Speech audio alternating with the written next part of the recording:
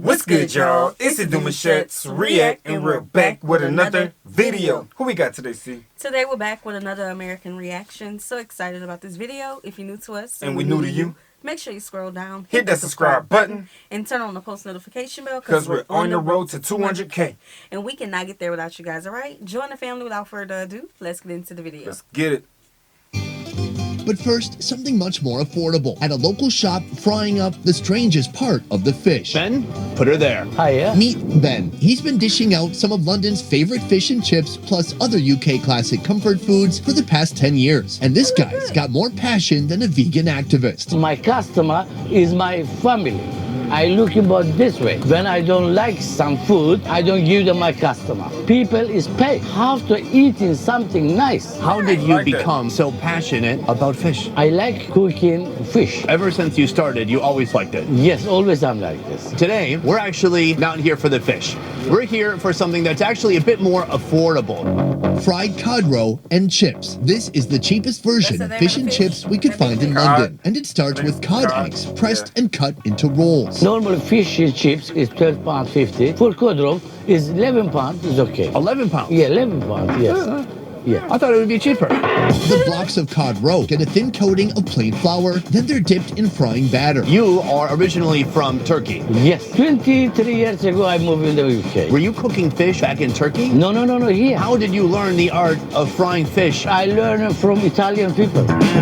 Now to the exciting part. The cod roe takes a dip in scorching oil. This step appears to be simple, but it's what separates. There's a lot of different cultures mixed up in there, you know? A lot of different influences. I wonder if he used all of those different influences together. I tell you and taught him how to make the fish and shrimps and stuff. And now he's mad passionate about it. Okay, I got a little confused with the roadmap. Well, sometimes it goes to tell you that people that you meet can help you discover your passion. Definitely. Because he came from Turkey without the passion to cook fish. But now he's passionate to cook the fish. And learned it from my Italian. And he learned from that, and he loves his customers. Yeah. Can't go wrong with family. that. I love that. I love you can't go wrong with chefs and owners, and not just restaurants, but owners who really care about their customers. Yes. And these fish and dips look great, y'all, by the way. I know y'all be getting some heat. Right. But this restaurant is doing justice for y'all. I didn't see the seasoning yet, but it's okay. Pause. And it's food from local competitors. Now we have maybe 10 fish and chip shops in central London, but I'm number one because I change it every day, my oil. Oh, you switch it every day? Every day I change the my oil. What do you do with the old oil? Sell it to the other fish and chips? No. No. Also, in this fresh oil, Ben fries up potatoes. In the UK, chips are thick cut, partially boiled, then fried. Sometimes they're even fried twice. Afterwards, the seasoning's left up to the diner's discretion. Once the cod roe... doing that boiling technique and all that stuff is a hack. Too much for me to do, but that's a hack. It does different for the flavor and all that. And chips are maximally crispy. They get a sprinkle of herbs. Then they're served with a slice of fresh lemon. I can just smell this freshly fried chips and fish roe. I can't wait to dig in. That's right. Not fish and chips, cod roe and chips. Cod roe and chips, which I've never had before, so this is the first to me. Let's build up to the cod roe. We'll talk about that soon, but first, chips. Dining with me, Christelle. If you're going to enjoy a chip shop chip, the two things you need, salt and vinegar. What? As a chef, cookbook author, and cooking show judge, she may actually be overqualified in showing me what fish and chips is all about. I've never put vinegar on chips. Oh, you're missing out. That's a big It was. Interesting. It's slightly crispy on the outside, and then on the inside, it's almost like a steamed potato. Let's see if I taste the vinegar. Vinegar is new. I'm trying to get used to that. What's quite nice is you've got these fat chips, they're very rich. The vinegar almost cuts through that. It tastes very balanced. But it does make them a little bit soggy. You need to demolish them in about 3 minutes, I'd say. Yeah, perfect. That makes sense. I like it. I like to try something new. I get why people like it. But those are the chips. We're not here just for that. We are here today for the fried cod roe. This has been battered and fried just like any other fish here. I'm quite excited. I feel like it's going to be quite umami, quite fishy. I'm not sure about the texture though. So if you don't like this, will you be honest? Oh yeah, but to be fair, I'm actually not a fussy eater. I eat most things. Is that a nice way to say low standards? Yeah. Huh? Okay. I'm quite enjoying this. It's very warm, very much like a soft, squishy pate. You can still feel some of the textures of the eggs, Which I quite like. which I like too. You've got the crispy batter, the inside soft. I actually really like the flavour. And also, with any fish and chip place, it's all about the quality of the batter. This is a really lovely crisp batter, and the oil that's been soaked into the batter is a really fresh oil, so everything tastes really fresh and light. You're from London. Yes. What is your relationship with fish and chips? Fish and chips, when you have a bite of it, you kind of get the sense of deep fried nostalgia. It's a quintessentially British dish. It's comforting. It is indulgent. I love it. So this is our appetizer. This is our warm-up into the day. By the end of this video, I personally will be trying the most expensive fish and chips ever to be made in London. Wow. But first, we have yet to try the classic fish and chips.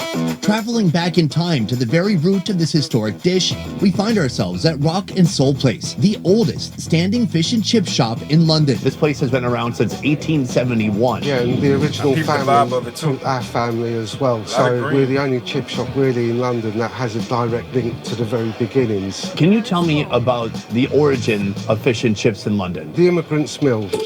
The Jewish community were the first ones which were doing fried fish. And then from the French had the pomfret. It was the Jewish community that looked at the two products and thought, get them together, and it just hasn't looked back since. So it was a meal made by immigrants who traveled here, and then it's just become part of the fabric of British culture and British cuisine. Here they offer fish and chips with a variety of fish options, from the affordable haddock to the more expensive skate. But the most popular choice, ever since the creation of fish and chips, is cod. Every day, fresh cod is bought from a local market and filleted. Then the 153-year-old recipe begins. It's chunky, there's good moisture. When it's cooked nice, it's hard to beat for the texture and the quality of what you're getting. Oh, you're making me hungry. After portioning, the cod is rolled through flour, then dipped in a batter mixture made of water, flour, and butter. This wasn't the very first chip shop to open in London, it was the third one, and the original two have since gone. How is it that this restaurant perseveres while the others are just flaking away? Things dropped from the sky during the Blitz. They got taken out during World War II. That's it, because they were in the East End, and the East End was the hardest hit. Wow.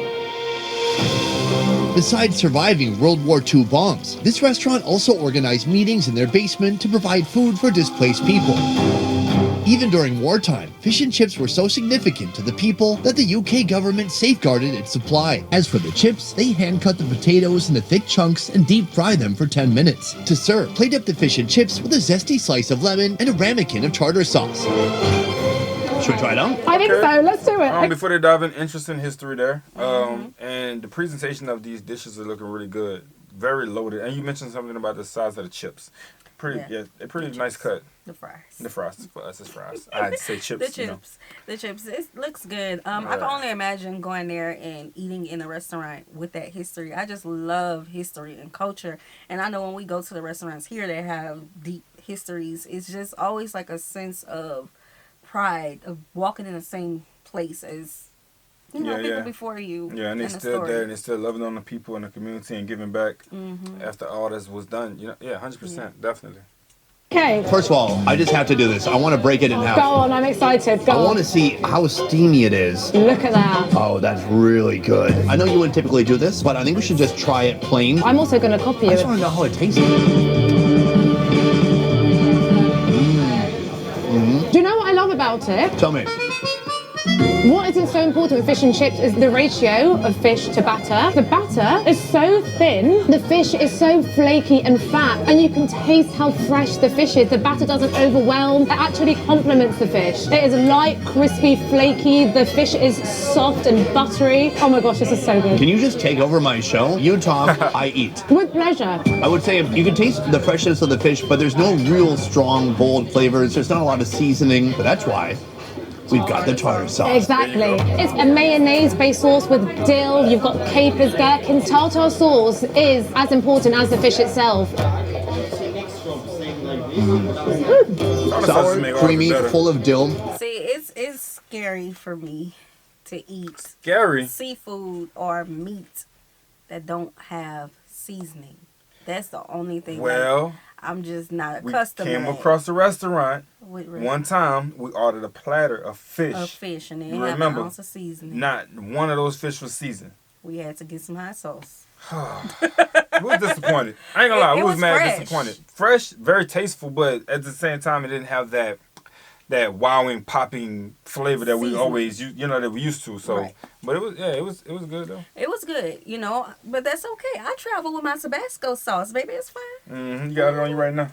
Well, I mean, not right now, but It is delicious. Yeah, it's just the perfect amount of seasoning, and it just ties everything together. This sharp, herby, fresh sauce with that fresh fish, the crunchy batter. It is just, it's such a good combo. Yeah. And then, Chips? Oh, yeah. in between, all part of the experience. They have great tartar sauce here. There's no way you could have an operation like this that's so iconic and just have store-bought tartar sauce. The owner said they've had their own formula, and he said they've kind of even toned it down a bit to not be too intense or too sour. It's all about complementing, not overwhelming the fish, and I think they've done such a good job. Have you ever complimented a fish? No, I'm actually quite scared of animals. Oh. Yeah, I don't mind eating them. Do you think we're missing anything from the classic fish and chips experience right now? For me, this is a perfect plate. What a lot of people might think is missing are mushy peas, green peas that have been blended. I personally don't think they add a lot. The other thing, which people do, is they had mentioned about it, about going home and getting back to the mushy peas and not being able to have these dishes anymore.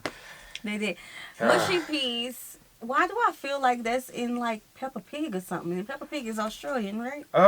Something like that. Is it Bluey that's in Australia? Oh. Peppa Pig is, I don't know where they're based. From? I don't know. But I think I heard him say mushy peas before. Yeah, I know. What Peppa Pig from y'all? Do you want some mushy peas? Yeah, I think I heard They from the UK? peas. I don't know. London. Y'all let us know.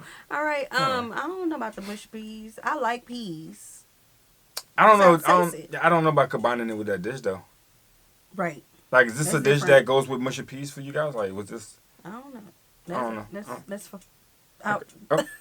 Okay. I forgot what I was gonna say. It's fine. Go ahead. order a chip butty. And what it is, the bread bun, mushy peas, chips. I'm tempted to try it, but I need some more beers. Cod is the perfect choice for delicious yet affordable fried fish. But what happens when you make this iconic dish using the most expensive fish you can find in London? Well, this is a challenge only one chef was willing to take on. So today we're going to be making the world's most expensive fish and chips. Look at the size of this thing. Massive. As a veteran chef, master chef contestant, and judge, Theo has a good shot of succeeding. Before coming to London, we reached out to different locations, even high-end locations, and asked if they would be willing to take on the challenge of making a very expensive premium fish and chips. All of them said no. Oh man, well I think it's hard. If the restaurants have got a service going on, that's a well-oiled machine. So suddenly to include something from the side that they've not got part of their process, that's quite tough to do. And equally, the dish we're doing today is expensive. It's big bucks. To make the most expensive fish and chips, we've sourced the most expensive fish available. This massive turbot, costing an astounding $229. It's line caught, so it's expensive to catch, but it's the most beautiful fish. It's succulent, it's meaty. I mean, it blows almost every other fish out of the water, excuse the pun. Turbot is typically reserved for gourmet, high-end fine dining. To deep fry such a luxurious ingredient is unthinkable. Until now. My guess is that you've never done this before with this type of fish. Never. This is fraught with danger, I'd say today. You have a lot to lose and almost nothing to gain. I don't even know why I'm doing it. So we're now going to fillet the fish. We've got a bone that runs through here, so we're going to try to cut through that skin, which is tough. There we go. Now we need to cut around the head, follow the shape of the meat. Oh, it's a tough fish. So let's get a pair of scissors out and start trimming this fin. Big fish like this, he's lived a long time, and that skin is impenetrable against the other fish, which is genuinely, it's like leather. We can make a pair of shoes at the end of this. Okay, rubbish. Go to a filleting knife instead. So now we're just trying to cut along here, trying to keep it as close to that bone as possible. So we're scraping the knife. This really is going to make the best fish and chips we've ever had in our life. And then this is our first fillet. Look at that. Beautiful. That weighs so much on its own. You could sell that and buy a small car. Theo meticulously runs his knife through the turbot to extract another meaty fillet. Then he flips the fish and cuts out two more, leaving the skeleton behind. To make each fillet perfect, Theo slices away the thick skin, then trims the edges. Hit the fillets with a little bit of salt, with a little bit of flour. And now, the batter. To match the luxury of this turbot, mix flour, salt, baking powder, and champagne. Forget beer battering. This is a fish batter for the 1%. So English sparkling wine, and the reason we use carbonated beer or wine is it gives you air. So when we coat the fish in it, that's going to bubble up. That's going to give us a really crisp, light, airy batter. Okay. Drip off a bit. Normally we deep fry this, but we want to make sure we get it nicely coated. Because it's a big fish, as soon as we get a bit of colour on the other side, we're going to flip it over, get a bit of colour to that, and then we're going to finish it in the oven. So we don't burn the exterior, but we get a lovely even cook throughout. It'll take about 2 minutes on this side. I'm a bit nervous because, you know, Sonny, he's got a refined palate, a sophisticated level of taste. So I'm hoping this is going to live up to his expectations.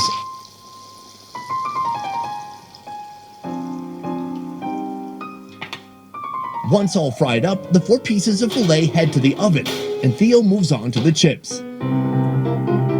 Chop up 4 fresh potatoes, thick cut in true British fashion. Parboil the potatoes for 6 minutes, then after draining, they go through a 2-step frying process. The first fry to lightly cook them through, then the second fry to crisp them up. The turbot, after 6 minutes of baking, gets a quick dip in oil once more to enhance its outer crunch. Finally, plate up the fillets with chips and mushy peas. This here just may be the most expensive fish and chips in London's culinary history. And 2 guys will help me enjoy this humble working man's food turned posh plate of protein. Joshua. Hello. Ollie. Hello. Today we become part of history. It's a bit weird though, getting such a fancy... Now, how did this get? How did y'all? That is fun. I like what y'all. I like what y'all did here. I like what y'all did here. Okay. Child, Josh and Ollie done took over the channel. Bro, obviously, because look at what he had. Them and Sonny together. Cool beans. I like it. Okay. Fish and putting it in fish and chips. It's a bit like dressing King Charles in an Adidas tracksuit. Josh and Ollie created the YouTube channel Korean Englishmen in 2013 안녕하세요. to introduce Korean culture, food, and lifestyle to a global audience. That's my favorite. Then in 2017, they expanded their platform with Jolly, This is above and beyond. a channel exploring culture and food beyond Korea. Back to the fish and chips. Yes. So just give me 1 or 2 things that you look for in good fish and chips. Firstly, mushy peas. Not fish or chips. Mushy peas are an iconic British staple. When served up in chippies, they look like this. But Theo brings this recipe to the next level, blanching green peas, then putting them into a blender with mint, olive oil, salt, pepper, and vinegar. You can often tell how good a fish and chip place is by the mushy peas. You know what? This is good. Because if this isn't good, let's just leave. Hell yeah. Oh yeah. That's really good. That is perfect. Oh my god. Good mushy peas. What about the fish? What do you look for in the fish? It really should be tender. You shouldn't be chewing that at all. It No. should just fall apart. You want that crispy batter on the outside. Oh, listen to that. That's a nice sound. The world's most expensive fish and chips. Cheers. Cheers.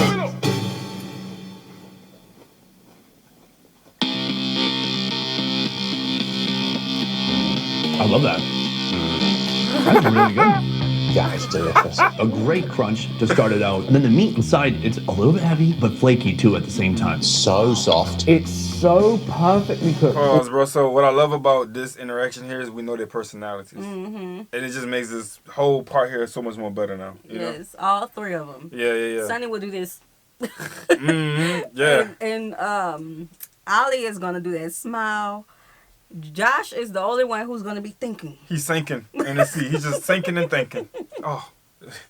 All the way through. It's elevated. It's the fish that we know and love, but it's just a little bit more flaky, a little bit more soft, a little bit more flavor. Yes, every dimension possible has been increased another 25% somehow. Now, you thought the fish was special. The fish came from a market. It was cooked here at Theo's home, but this tartar sauce, that came from the store. Okay. But, you know, grab some anyways. I like it. I put a little bit too much. It's delicious with the tartar sauce, but I gotta say, I don't feel like it needs extra stuff. The seasoning, the way it's cooked, everything feels pretty perfect as it is. I disagree, Sonny. I have eaten half of that fish. Normally, at a chippy, I wouldn't go anywhere near it without dousing it in vinegar. This is what I'm saying. This is what it's missing. Without the vinegar, it's not fish and chips. You want to douse that in vinegar? Look, I'm not saying it's not good. Oh no, I'm scared. That's some emergency vinegar. Give it another try. Because until this moment, it didn't even fit the criteria to be called fish and chips. Oh gosh. I mean, that's a lot. Okay. That's it. There's so much vinegar, Ollie. I mean, I'd put more vinegar on that. I would put more vinegar on that. That's really good. That is So actually the lady used vinegar on the fish and chips earlier as well. Right. No, she did it on the fries. I don't remember her putting it on the fish. Correct. That's different. I don't know how I will feel about vinegar on... So this is our first time knowing that you guys like vinegar like this. Obviously, Ida likes it. The lady likes it as well. So is this something that you usually put on your dish, or your chips, or your fish? You know what I'm saying? Right. Because they didn't put it on the same thing. So. Exactly. Yeah. Different. Right? It doesn't take away from the flavour that's in there. It just adds this kind of sour dimension to it. All in all, I think it's outstanding. The way that Theo took it apart and the way he treated this with skill and perfection, he's turned it into a delicious work of art and a groundbreaking piece of history. It's fantastic. I think fish and chips is great. It's like comfort food. People love fried food, and then you have the balance of something heavy and then something sour to go with it. Tartar sauce, or liters, if you will, of vinegar. I love it. Cheers. Thank you. And to British food and to fish and chips. Cheers. Cheers. Cheers. Thank you for this. This is absolutely incredible. In this video, we tried 3 levels of fish and chips. This was a lot of fish and chips. Most people's digestive systems couldn't handle it, but mine can. I need to tell you which of these fish and chips gave me the most bang for my buck. This is a tough choice. At Ben's Fish and Chips, I mean, Ben was one of the most authentic, genuine people I've ever met. But then Theo, at our last location, he took the weirdest looking fish in the world and turned it into delicious food, British food. But if I had to choose one, it would be a location to the Rock and Soul place. That place, even after 150 years, they're still going strong and pumping out some great fish and chips. I loved it. All right, yeah, we're going to stop right there, man. Interesting, bro. First of all, they definitely put y'all on the map with the fish and chips because the dishes look really good. It does. And again, for it to be fried, it looks very clean. Like, everything looks very... It looks well put together, you know what I'm saying? It don't look like it's going to be one of those dishes you eat, you feel sluggish afterwards, you know? Yeah. It was... I love the cuts of fish that you all use. Okay, usually, yeah. I love me some catfish. I don't care what nobody say about nothing. She said usually. 1,000% she loves catfish. I do. So, of course, I know how that tastes. But interested in trying y'all fish and chips on our layover. Yeah. All right. Hope you guys enjoyed this video with us. Be sure to subscribe. We'll see you soon. Peace.